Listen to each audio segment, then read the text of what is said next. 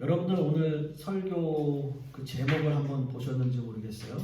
영어 제목으로는 Redemption이라고 하는 제목을 제가 사용했고, 이제 한국 번역으로는 속량이라고 제가 적어놨습니다. 오늘 제목은 우리가 함께 읽은 본문 23절 하반절 말씀을 인용한 건데요. 그 말씀을 보시면 우리 몸의 속량을 기다리느니라 라고 말씀하고 있고요. 영어 성경에는 이렇게 되어 있어요. The redemption of our bodies 라고 되어 있습니다. The redemption of our bodies 라고 되어 있어요. 저는 특별히 이 본문에서 속량이라고 되어져 있는 redemption, 즉 번역하면 이제 몸값이라는 뜻으로 그런 단어로도 사용되어지는데요. 여기서는 이제 몸값을 의미하는 거다라고 하는 거죠. 속량이라는 단어, 이 redemption이라는 단어의 사전적 의미를 살펴보면 이렇습니다.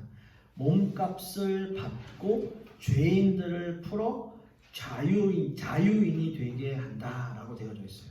다시 한번 말씀드릴게요. 속량이라는 단어, 즉 redemption이라는 그 단어의 사전적 의미는 몸값을 받고 죄인들을 풀어주어서 자유인이 되게 한다라는 뜻이에요. 그러니까 돈을 지불하고 이 사람 풀어주세요 라고 한다라는 거예요. 그게 redemption, 즉 속량이라는 뜻의 단어의 의미인다라는 거죠. 또 공동 번역에는요, 이 속량이라는 단어를 해방이라는 단어로 번역했어요. 해방. 속량이라는 것을 해방이라는 단어로 번역했고, 헬라어로는 아포르토로시스라는 단어를 사용했는데 이 단어의 의미에는 속량, 구원, 해방이라는 이 단어들을 다양하게 사용하고 있어요.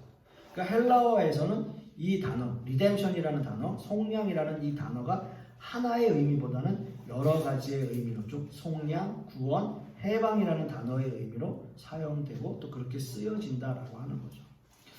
아무튼 우리는 이 단어의 해석을 보통 속량이라는 단어를 일반적으로 우리는 구원의 의미 또는 영혼을 구원하는 그 의미로 해석하는 것이 일반적으로 보여집니다. 자, 그런데요, 바울 사도는 몸의 속량이라는 단어를 사용했어요. 그러니까 제가 지난주에도 지지난주군요. 함께 말씀을 나누면서 드렸던 말씀이 뭐냐면 우리의 몸이 구원되는 것에 대해서 그게 단어의 의미가 좀 다릅니다라는 말씀을 드렸고, 그래서 몸의 속량, 몸의 구원이라는 단어의 표현, 이 의미의 표현이 어떤 의미에서는 우리 썩어질 몸이기 때문에 이거 말이 틀린 말이 아니냐라는 의미로 말씀을 드렸고, 그렇기 때문에 여기서 몸이라고 하는 것이 헬라어 원어로도 소마라는 단어를 사용해서 그 사람의 인격체, 한 사람의 인격체를 구원한다라고 단어가 사용되어졌습니다라는 말씀을 드렸어요. 그래서 바울 사도가 몸의 속량이라는 단어, 몸의 구원이라는 의미로 단어를 표현하고 사용했다라는 거예요.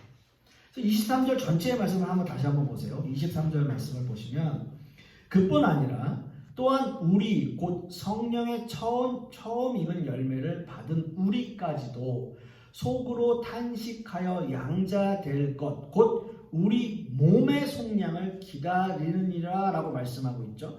여기서 몸의 속량, 즉 몸의 구원이라고 하는 것은 그 한 사람의 인격체의 구원을 의미한다라고 표현된다라는 거예요. 그래서 이 전체 23절 전체의 말씀을 한번 공동 번역은 어떻게 해석하고 있는지 한번 들어보세요. 이렇게 해석합니다. 피조물만이 아니라 성령을 하나님의 첫 선물로 받은 우리 자신도 하나님의 자녀가 되는 날과 우리의 몸이 해방될 날을 고대하면서 속으로 신음하고 있습니다 라고 번역해요. 다시 한번 들어보시겠어요? 피조물만이 아니라 성령을 하나님의 첫 선물로 받은 우리, 하나님의 성령을 받은 우리도 하나님의 자녀가 되는 날, 그러니까 완전한 하나님의 자녀가 되는 날과 우리 몸이 해방되는 것. 아까 해방이라는 건 속량이라고 번역될 수 있다는 거죠. 우리 몸이 해방될 날을 고대하면서 속으로 신음하고 있습니다. 그러니까 하나님의 자녀가 완전한 하나님의 자녀가 되는 그 해방의 날을 고대하면서 우리는 신음하면서 살아가고 있다는 거예요. 세상을. 우리가 이 두 가지 번역을 다 살펴보았는데요. 우리의 몸과 귀에 쏙쏙 그 박히는 단어들이 있어요. 이 문장들에서 뭐냐 하면 속량이라고 하는 단어, 그렇죠? 속량이라고 하는 단어, 그리고 두 번째는 탄식이라고 하는 단어. 그것을 공동 번역에서는 뭐라고 했어요? 고난, 신음하고 있다라고 했고 해방이라는 단어로 번역했어요. 이 두 가지의 단어가 계속 귀에 꽂히는 거예요. 23절 말씀에서. 자, 그렇다면 먼저는 속량이고 그 다음에 탄식이라고 표현하고 있는데, 탄식이라고 하니까 뭔가 좀 이 단어가 강하게 들려요. 탄식한다 라는 이 말 자체가, 이 단어 자체가 뭔가 강한 어조로, 강한 표현으로 우리에게 들리잖아요. 근데 이 사실 탄식이라고 하는 이 표현은 그냥 기다린다는 거예요. 여기 이 단어의 의미에서 그냥 기다리는 거예요. 그래서 공동 번역에는 신음하고 있다, 그걸 고대하면서 신음하고 있다라고 하는 것인데, 고대한다, 기다린다 라고 생각하면 되는 거예요. 그러니까 탄식이라는 말이 강한 어조로 들리긴 하지만 그냥 기다린다는 표현이구나 라고 생각하시면 됩니다. 자, 그렇습니다. 초대교회 당시 기독교인들은 신앙적으로 큰 딜레마가 있었어요. 뭐냐 하면 예수님을 직접 섬겼던 사도들에 의해서 정말 성령을 경험하고 교회들이 개척되어지고, 그래서 많은 기독교인들이 퍼져나가고, 또 그들에 의해서 교회가 시작되고, 또 많은 사람들이 기독교로 개종하고, 그렇게는 하고는 있지만 실제적으로 그 안에서 신앙생활하고 하나님의 말씀에 따라 행하고 하나님의 뜻에 따라 하나님의 자녀가 된 사람들이 살아가는 그 사회 안에서는 아직도 핍박과 박해가 그들에게 존재하고 있었다라고 하는 거예요. 실제로 이방인들도 그들에게 핍박과 그런 억압들을 가했지만 자신들과 함께 했던 기독교인들에게서도 무시당하고 멸시당하는 사람들이 실제로 그들의 삶 안에 있었다는 거예요. 그래서 성경 안에서도 말씀들을 보면 초대교회 당시에 여러 가지의 핍박과 박해들이 있었고, 또 차별이 있었고, 그래서 헬라인 유대인이냐 아니면 이방인 유대인이냐 이런 것들이 굉장히 큰 이슈가 되는, 그래서 일곱 집사가 세워지는 그러한 일들이 우리 사도행전에 다 실제적으로 존재하고 있었다는 거죠. 그들에게 있어서 딜레마는, 내가 기독교로 개종하고 내가 예수 그리스도를 믿고 이렇게 살아가려고 하는데 정작 나와 함께 하고 있는 사람들에 의해서 핍박과 박해를 당하고 있는 거예요. 그런 모습을 보면서 바울은 어떻게 표현하냐면 탄식하고 있다 라는 표현을 사용하고 있는 거죠. 여러분 보세요. 이런 탄식은 지금의 이 시대에도 그대로 존재하고 있죠. 우리는 속량, 즉 몸의 구원, 몸의 해방을 탄식하는 마음으로 기다리고 있어요. 왜 탄식하고 있죠? 구원받았고 하나님의 자녀라고 확신하고 살고 있지만 우리의 삶의 현실은 그렇게 녹록하지 않아요. 기독교인들을 바라보는 세상은 그렇게 녹록하지 않아요. 많은 이방인들, 어떻게 보면 기독교를 믿지 않는 많은 사람들이 기독교를 좋아하지 않고 핍박하고 박해하는 것도 있지만, 실제적으로 기독교 안에서도 우리와 함께 예수 그리스도를 믿는 사람들 역시도 서로 비난하고 비방하고 박해하고 서로 욕하고 서로 짓밟고 올라서려고 하고 서로 빼앗으려고 하고 하는 모습들이 너무나 많아요. 그래서 우리는 탄식하는 거예요. 그래서 우리는 기다리는 거예요. 완전한 구원을 희망하면서 세상살이에서 벗어나거나 그 어려운 문제들이 우리가 기독교를, 예수 그리스도를 믿는다고 해결되지 않는다는 거죠. 우리는 그 안에서 탄식하며 기다리는 거예요. 그렇게 살아가는 거예요. 그게 현실이에요. 그게 우리의 삶이에요. 그래서 오늘 본문의 말씀에서 탄식하며 기다리는 거예요. 뭐를 위해서요? 몸의 구원을 위해서. 속량, 리뎀션, 우리의 속량을 위해서 기다리는 거예요. 이 탄식은 기독교인들, 즉 신앙생활을 하는 사람들에게만 있는 게 아니에요. 바울 사도는 모든 피조물들이 함께 탄식하며 고통 가운데 있다라고 말해요. 굉장히 중요한 말씀입니다. 이 말씀은 본문 20절 말씀을 다시 한번 보세요. 20절 말씀, 피조물이 허무한데 굴복하는 것은 자기 뜻이 아니요 오직 굴복하게 하시는 이로 말미암음이니라 라고 되어져 있고요. 22절 말씀도 한번 다시 보시면 피조물이 다 이제까지 함께 탄식하며 함께 고통을 겪고 있는 것을 우리가 아느니라 라고 말씀하고 있어요. 자, 피조물들이 함께 탄식하며 함께 고통당하는 것은 아담의 범죄로 인간만 타락한 것이 아니라 하나님이 창조하신 그 모든 세계가 다 타락했기 때문입니다. 우리는 쉽게 그런 생각을 할 수 있어요. 아담과 하와가 범죄해서 인간들이 죄가 들어오고 인간에게 죄가 들어오고 그 죄의 결과는 결국 사망이라는 거잖아요. 그러니까 모든 사람들이 죽는 것은 결국 죄의 결과예요. 그 죄의 뿌리는 바로 아담과 하와의 죄로부터 시작되어서 모든 인간들이 그 죄 가운데 있는 거예요. 그래서 우리는 구원받을 수 있는 유일한 길은 예수 그리스도를 믿는 것 뿐입니다. 자, 그런데요, 인간만 그렇게 타락되어진 것이 아니라 아담과 하와의 범죄로 말미암아 모든 피조 세계, 즉 하나님께서 창조하신 그 모든 세계가 다 타락했다는 거예요. 타락했다. 그러면 보세요. 허무한데 굴복한다는 의미는 죽는다는 의미예요. 죽는다는 의미. 여러분 한번 세상을 보세요. 완전하거나 영원한 게 있나요? 완전하거나 영원한 거. 세상에 그 어떤 것도 완전하거나 영원한 게 없어요. 뭐든지 다 썩어지고 없어지고 뭐 수백 년, 수천 년, 뭐 수억 년을 거쳐서든지 어째든지 다 없어지고 소멸되고 죽게 돼 있어요. 그거는 완전한 진리예요. 그건 완전한 진리예요.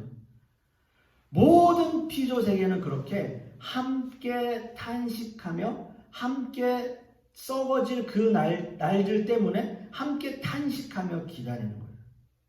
그래서 바울 사도는 인간뿐만 아니라 모든 피조 세계가 함께 탄식한다는 표현을 사용한 거예요. 자, 그러면 우리는 그런 생각들을 할 수 있어요. 구원이라는 개념에 있어서 우리가 속량된다, 하나님께서 우리를 구원하신다는 그 구원의 개념에 있어서는 그러면 사람만 구원되는 건가? 라고 생각할 수 있잖아요. 근데 오늘 바울 사도가 하는 얘기는 뭐예요? 모든 피조 세계가 그 구원의 날을 기다리고 있다는 거예요. 모든 피조 세계가. 자, 그래서 이제 바울 사도는 모든 하나님의 자녀들에게 아주 중요한 사실을 알려줘요. 하나님의 자녀라면 예수 그리스도의 고난에도 함께 참여해야 된다는 거예요. 자, 오늘 17절 말씀을 다시 한번 보시면 자녀이면 또한 상속자 곧 하나님의 상속자요 그리스도와 함께한 상속자니 우리가 그와 함께 영광을 받기 위하여 고난도 함께 받아야 할 것이니라 라고 말씀하고 있습니다. 자, 이 본문에서 고난은 당연히 탄식하며 기다릴 수밖에 없는 기독교인들의 운명과도 같아요. 우리는 탄식하며 기다리는 거예요. 이런 탄식 없이 구원이 있을 수 없고요. 이런 고통 없이 영광이 우리에게 있을 수 없습니다. 사랑하는 성도 여러분, 이런 말씀이 분명히 존재하고 있는데, 이런 말씀이 우리에게 분명히 존재하는데 탄식 없이 구원이 없고 고통 없이 영광이 있을 수 없는데 어떻게 신앙인들에게 복만을 강조할 수 있냐라는 거예요. 그럴 수 없어요. 이런 법칙은 세상 사람들도 다 알고 있어요. 그래서 이런 말도 있어요. 영어로 no pain, no gain. 고통 없이 얻을 수 있는 게 없어요. 이런 말이 있어요. 세상 사람들이 그렇게 얘기해요. 고통 없이 이런 것을 얻을 수 없다라는 거예요. 하물며 인간의 영혼 구원이 그렇게 가벼운 걸까요? 우리의 구원이 그렇게 가벼운 걸까요? 그래서 바울 사도는 이야기하는 거예요. 그 고통 가운데, 탄식 가운데 기다리라는 거예요. 고통 가운데 기다리는 것, 그게 바로 구원이고요. 24절과 25절 말씀을 보시면 우리가 소망으로 구원을 얻었음에 보이는 소망이 소망이 아니니 보는 것을 누가 바라리요. 만일 우리가 보지 못하는 것을 바라면 참음으로 기다릴지니라 라고 말씀하고 있어요. 이 본문에서 분명한 건 뭐죠? 소망이에요. 소망은 즉 구원입니다. 우리는 구원을 소망합니다. 자, 그런데 바울사도는 소망, 즉 구원은 보이지 않는다는 거예요. 보이는 걸 누가 소망하겠어요? 내 손에 쥐어져 있고 내 손에 잡혀져 있는데 누가 이것을 소망하겠어요? 내 손에 잡히지 않으니까 소망하는 거예요. 저걸 잡고 싶어서, 잡고 싶은 마음에 소망하는 거예요. 25절 말씀에도 바라면이라는 단어의 원어적 의미는 희망한다라는 뜻을 가지고 있어요. 구원을 희망한다면 기다려야 되는 거예요. 기다려야 되는 거예요. 그래서 우리는 결론적으로 하나님의 자녀이지만 아직 완전하지 않기 때문에 탄식할 수밖에 없고요. 그래서 몸의 구원을 소망하며 기다린다는 거죠. 사랑하는 성도 여러분, 바울 사도는 보지 못하는 몸의 구원을 소망하며 참음으로 기다리라 라고 강력하게 권고합니다. 여기서 참는다 라고 하는 단어의 의미에는 영어 성경은 patiently 라고 되어져 있어요. patient. 번역하면 이거는 끈기 있게 라는 단어의 의미를 포함하고 있어요. 그런데 보면 이 patiently가 이제 그런 뜻이 있는데 환자라는 뜻도 patience예요. patient. 환자. 그러니까 우리가 병원에 환자가 오잖아요. 환자를 영어로도 patient라고 해요. 그래서 왜 patient라고 할까라는 생각을 한번 해봤는데 환자가 원하는 게 뭘까요? 환자가 소망하는 거. 병이 낫는 거잖아요. 병이 나으려면 어떻게 해요? 뭐 약도 먹고 해야 되지만 결국은 기다리는 거예요. 기다리는 거예요. 그래서 바울 사도가 이 단어를 사용하면서 강력하게 권고하고 있는 것은 참고 기다리는 거예요. 그래서 patient, 기다리는 거예요. 신앙인들도 어떻게 해요? 우리 구원을 끈기 있게 기다리는 거예요. 기독교 신앙의 가장 본질은 기다리는 거예요. 우리의 영혼의 구원을 위해서 그 날을 소망하며 고대하며 기다리는 겁니다. 말씀을 맺습니다. 사랑하는 성도 여러분, 몸의 구원을 탄식으로 기다리라는 바울 사도의 이 권고가 과연 여러분들에게는 어떻게 들리는지 모르겠습니다. 저는 신앙을 한마디로 정의하라 라고 하면 기다림의 연속이다 라고 제가 단호하게 말씀드릴 수 있어요. 그건 제 경험입니다. 제 순수한 경험으로는 신앙은 기다리는 거. 그냥 기다리는 거. 뭐든지 기다려야 돼요. 그 긴 기다림의 시간을 우리는 어떤 마음가짐을 가지고 사는가. 그건 전적으로 여러분들의 선택에 달려있어요. 나는 그걸 참고 기다리고 인내할 것인가 아니면 박차고 뛰쳐나갈 것인가. 몸의 구원을 소망하며 하나님께 모든 것을 맡기고 겸손과 순종으로 주님께 나아가는 저와 여러분 되실 수 있기를 간절히 소망하겠습니다. 기도하겠습니다. 아버지 하나님, 오늘 이 바울 사도의 말씀과 강력한 권고가 우리의 마음 깊이 새겨지기를 소망합니다. 우리가 신앙생활 하면서 참 힘든 것은 그 긴 기다림의 시간일 것입니다. 어떤 상황이 될지, 또 어떻게 하나님께서 역사하실지, 또 어떤 결과가 우리에게 다가올지 우리는 모르기 때문에 우리는 늘 긴장감으로 그 기다림의 시간을 견디고 인내하며 살아가고 있습니다. 그 긴 기다림의 시간들 속에 가장 중요한 것은 바로 이 몸의 구원, 몸의 속량, 그 속량의 시간, 그 몸의 구원의 시간을 기다리는 것이 가장 긴 기다림의 시간일 것입니다. 우리는 그 시간을 지혜롭게, 슬기롭게 헤쳐나갈 수 있기를 소망합니다. 하나님께서 우리에게 지혜와 명철을 허락하여 주십시고 늘 은혜 가운데 살아가는 우리 모든 성도님들 되게 하여 주시옵소서. 이 모든 말씀 우리 주 예수 그리스도의 이름으로 기도하옵고 이제는 우리 주 예수 그리스도의 은혜와 아버지 하나님의 극진하신 사랑과 성령님의 내주 교통하심이 오늘 말씀을 통해서 긴 기다림의 시간, 몸의 속량을 위해서 기다리는 그 시간을 지혜롭고 은혜롭게 견디고 나아가기를 소망하는 우리 하나님의 백성들 머리 위에, 그 자녀들 위에, 그 사업과 직장 위에, 그리고 풍요로운 교회 위에 이제부터 영원토록 함께 있을지어다. 아멘.